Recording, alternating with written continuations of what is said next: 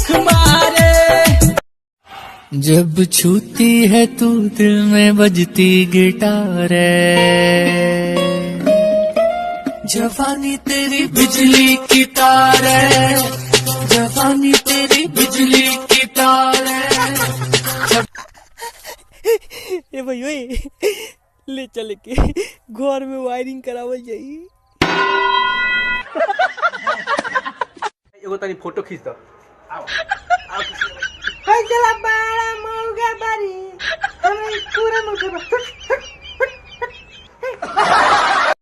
ए partner एगो सवाल पूछी का मूस के पूछ काहे खाती होला? बात ये कुली सवाल पूछो। हम बताई हाँ बता। मुसवा मर जाई तो टांग के फेंके खाती।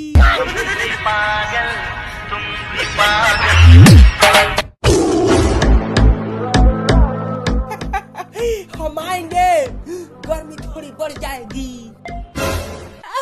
चाचा बोलो ना बोला ना साले लोनी एंगनी कोके में चारली हाथ जराते लो।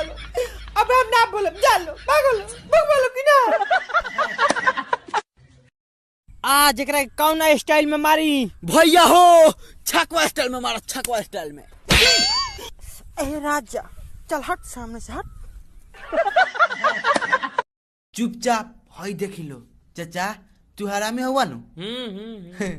आ चाचा डोगला हुआ नु। आ देख लो भाई तने सुख नहीं सुनात। आ तू कुत्ता कमीना माधव। चाचा हेडफोन नहीं खा लगैले? ना बेटा। चाचा जी हमरा के छोड़ दी। भाग जी एकदम दौड़ के भाग जाए तो भाग।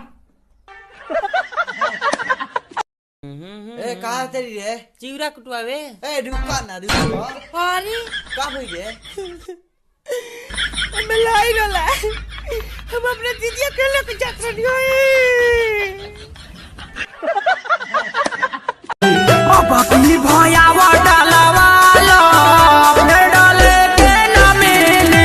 अब की भयावा डालवालो फिर डाले के ना मिली। बजेगी चूड़ी बजेगी तासे तेरी कलाई में उठा ले जाओ।